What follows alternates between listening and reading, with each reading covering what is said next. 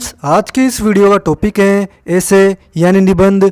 इस वीडियो में हम एसे को पूरी तरह से कवर करेंगे। एसे क्या होता है, एसे के कितने टाइप्स होते हैं, एसे के इम्पोर्टेंट एग्जांपल्स, एसे किस तरह से लिखा जाता है और एसे के कुछ इम्पोर्टेंट फैक्ट्स क्या हैं, यही सब इस वीडियो में डिस्कस करेंगे। तो दोस्तों, अब बिना किसी देरी के स्टार्ट करते हैं आज का टॉपिक एसे। सबसे पहले बात करते हैं कि एसे क्या होता है। दोस्तों, ऐसे वर्ड ऐसे से लिया गया है जिसका मतलब होता है कोशिश करना। An essay is generally a piece of writing that gives the author's on argument. It can be a letter, a paper, an article, a pamphlet and a short story. आमतौर पर एक ऐसे लेखन का एक टुकड़ा होता है जो राइटर का अपना आर्ग्यूमेंट देता है। ऐसे एक लेटर हो सकता है, एक पेपर हो सकता है, एक आर्टिकल हो सकता है, एक पम्फलेट हो सकता है या फिर एक शॉर्ट स्टोरी भी हो सकता है। Essays are commonly used as literary criticism, political issues, arguments, observations of daily life and memories of the author। Literature की आलोचना करने के लिए, पॉलिटिकल इश्यूज़ के बारे में बताने के लिए, आर्ग्यूमेंट करने के लिए, डेली लाइफ की चीज़ों को ऑब्जर्व करने के लिए और राइटर की यादों को बताने के लिए ऐसे का यूज किया जाता है। The Oxford Dictionary describes it as a short piece of writing on a particular subject। Oxford dictionary के अकॉर्डिंग ऐसे किसी पर्टिकुलर सब्जेक्ट पर लिखा गया राइटिंग का एक छोटा सा टुकड़ा होता है। An essay can be written on any subject. Essay किसी भी टॉपिक पर लिखा जा सकता है। नेक्स्ट है ऐसे के कितने टाइप्स होते हैं। दोस्तों, वैसे तो ऐसे के कई टाइप्स हैं, लेकिन फिर भी ऐसे के 4 मेजर टाइप्स होते हैं, जिनमें फर्स्ट है expository. They are usually written in third person. ये ऐसे थर्ड पर्सन में लिखे जाते हैं। Essays written to explore and explain ideas are called expository essays। They expose truths। विचारों का पता लगाने और समझाने के लिए लिखे गए निबंधों को वर्णनात्मक निबंध कहा जाता है। ये ऐसे सच्चाई को एक्सप्रेस करते हैं। In this essay, the writer gives an explanation of an idea, theme or issue to the audience। इस तरह के ऐसे में राइटर किसी स्पेशल थीम या इश्यू को एक्सप्लेन करता है। It is presented through examples, definitions and comparisons। और इसके लिए राइटर उस टॉपिक से रिलेटेड कुछ एग्जाम्पल्स और डेफिनेशंस का यूज़ भी करता है। Expository essays are based on facts and not personal feelings। Writers don't reveal their emotions or write in the first person। ये ऐसे फैक्ट्स पर बेस होते हैं। इन्हें लिखते टाइम राइटर अपनी पर्सनल फीलिंग्स और इमोशंस को एक्सप्रेस नहीं करता और इन्हें लिखने के लिए राइटर फर्स्ट पर्सन का यूज भी नहीं करता है। सेकंड है persuasive essay. In this type of essay the writer tries to convince his readers to adopt his point of view on an issue after he provides them.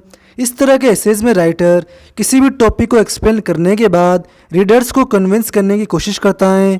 In essays को पढ़ने के बाद readers writer के point of view से पूरी तरह से convince हो जाते हैं कि जो भी राइटर ने कहा है वो एकदम सच है। The writer should present all sides of the argument but must be able to communicate clearly and without ambiguity why a certain position is correct. इन एसेस को लिखते टाइम राइटर का मेन मोटिव आर्गुमेंट के दोनों sides को present करना होना चाहिए, चाहे वे नेगेटिव हो या फिर पॉजिटिव, चाहे रीडर्स उससे एग्री करते हो या फिर नहीं। राइटर को अपने रीडर्स के साथ क्लियरली कम्युनिकेट करना चाहिए। It is also called an argumentative essay. इन एसेज में आर्ग्यूमेंट्स भी शामिल होते हैं, इसलिए इन्हें आर्ग्यूमेंटेटिव एसे भी कहते हैं। नेक्स्ट है descriptive essay. A descriptive essay creates a picture with words। दोस्तों, डिस्क्रिप्टिव एसे में राइटर इस तरह के वर्ड्स का यूज करता है जिससे रीडर के माइंड में एक पिक्चर क्रिएट हो जाती है। In a descriptive essay the writer should show not tell through the use of colourful words and sensory details. Descriptive essays में राइटर का मोटिव अपने रीडर्स को केवल किसी पर्टिकुलर सब्जेक्ट के बारे में बताना नहीं है, बल्कि किसी पर्टिकुलर सब्जेक्ट के बारे में बताते हुए ऐसे वर्ड्स का यूज़ भी करना है जिससे रीडर के माइंड में एक पिक्चर क्रिएट हो जाए। The descriptive essay strives to communicate a deeper meaning through the description. इन एसेज में राइटर वर्ड्स के थ्रू डीपर मीनिंग को कम्युनिकेट करने की कोशिश करता है। A writer describes a particular person, place और ऑब्जेक्ट इन डिटेल। राइटर किसी पर्टिकुलर पर्सन, प्लेस और ऑब्जेक्ट को डिस्क्राइब करता है जिनसे वो कभी पहले मिल चुका होता है। लास्ट ऐसे टाइप हैं narrative essay. Narrative essays are usually written in the first person. Narrative essay maximum first person में लिखे जाते हैं, जिनमें राइटर और रीडर यह सोचते हैं कि ये स्टोरी उनसे रिलेट करती हैं और वो खुद इस स्टोरी का एक पार्ट हैं। In a narrative essay the writer tells a story about a real life experience.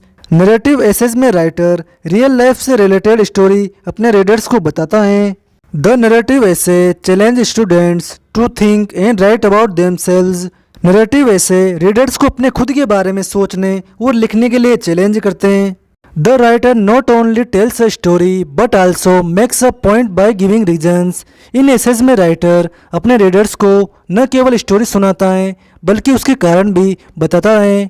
अब देखते हैं ऐसे के कुछ इंपॉर्टेंट एग्जाम्पल्स। एक्सपोजिटरी ऐसे के एग्जाम्पल्स हैं सुसेन सोटेंग का essay notes on camp, David Foster Wallace का essay consider the lobster, Rebecca Solnit का essay the longest war. Persuasive ऐसे के एग्जाम्पल्स हैं मार्टिन लूथर किंग का essay letter from Birmingham jail, Garrett Hardin का essay the tragedy of Commons.